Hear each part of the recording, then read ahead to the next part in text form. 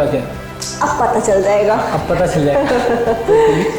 तो यही है कि जब भी एयरफोर्स बोलो ना तो वो यही सोचते हैं कि ठीक है जहाज उड़ाएगा। एंड रैंक्स वगैरह के बारे में आर्मी की थोड़ी बहुत नॉलेज होती है, बट एयरफोर्स के रैंक्स किसी को नहीं पता होते।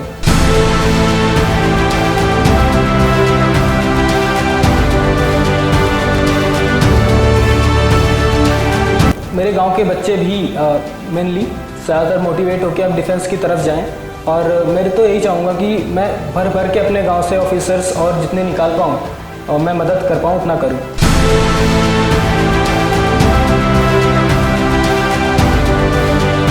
गलतियाँ मैंने की और उसी से मैं समझते समझते ही इम्प्रूव किया हूँ, वही चीज़ रही है। तो मैंने फर्स्ट अटैम्प्ट में मैं स्क्रीन आउट था देहरादून से, तो वहाँ पे मैंने ये गलती की थी कि नरेशन के टाइम पे ना बहुत ज़्यादा फ्रस्ट्रेट हो गया था, क्योंकि मेरा नरेशन बहुत अच्छा नहीं गया था। उस टाइम में मैं फ्रस्ट्रेशन में मेरे फेशियल एक्सप्रेशन से वो चीज़ शो हो गई थी, तो कहीं ना कहीं वो एक नेगेटिव इम्पैक्ट डाल गई। बट उसके बाद मैंने सेकेंड अटैम्प्ट से सेंचुरियन ज्वाइन किया था, तो बहुत सारा एक फेयर आइडिया लगा कि डिस्कशन होगा तो सभी बोलेंगे, ये बात जाहिर सी है। उसमें मेरे को कैसे अपनी अपॉर्चुनिटीज़ लेके अपने आप को एक्सप्रेस करना है, तो वो सब चीज़ें सीखी। तो इसकी वजह से मैं स्क्रीनहीन हुआ वो सेकेंड अटैम्प्ट में। बट फिर से वही साइकोलॉजिकल जो होता है ना टेस्ट, वहाँ पे मैंने फिर से लैग किया। बट वही है कि किसी महान प्लेयर ने क्रिकेट के बोला है कि या तो विन है या तो लर्न है।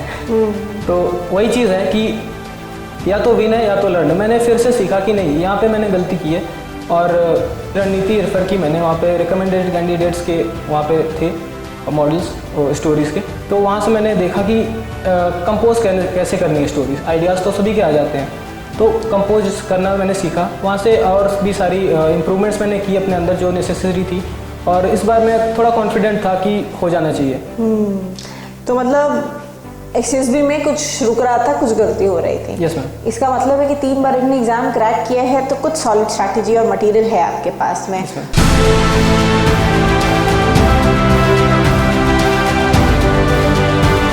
कई सारे बच्चे ये करते हैं कि मैंने खुद ये किया था, ये एक गलती थी मेरी कि बहुत ज़्यादा रिलैक्स कर लिया था मैंने, तो मेरा सिलेबस भी अच्छे से कवर नहीं हुआ था।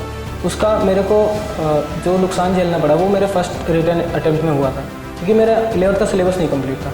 But 11th he at the same time ये ऐसा चांस होता है जहाँ पे आप पढ़ाई के साथ साथ और भी एक्स्ट्रा चीज़ें कर सकते हैं, क्योंकि बोर्ड्स नहीं होते उस टाइम पे। एक फ्री माइंड होता है कि अदर सब्जेक्ट्स के हट के मैं कुछ और भी कर सकता हूँ। लास्ट टाइम तो मैं कुदारी कर रहा था वहाँ पे खेत में।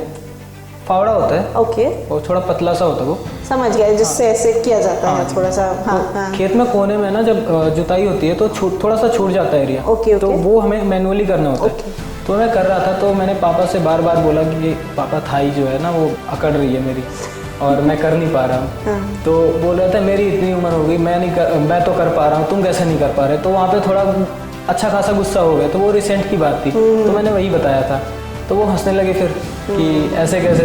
पीजीटी में मैम ऑब्स्टिकल्स हमारे ग्रुप से तो एक्सपेक्टेशन थी, क्योंकि रिपीटर्स का ग्रुप था। बट हमने तीसरे में ही जाके वहीं पे अटक गए। उसके बाद हमने किया ही नहीं, कर ही नहीं पाए।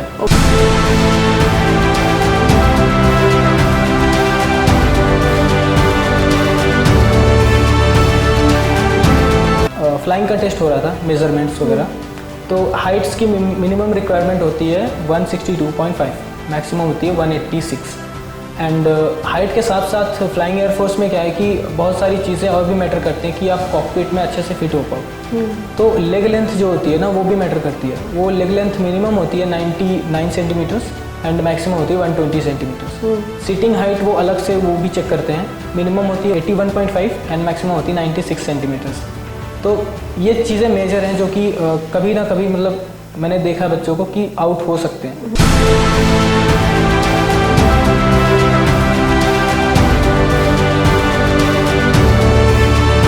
उसके बाद जब मैंने फ़ोन किया तो पापा ने रिसीव किया।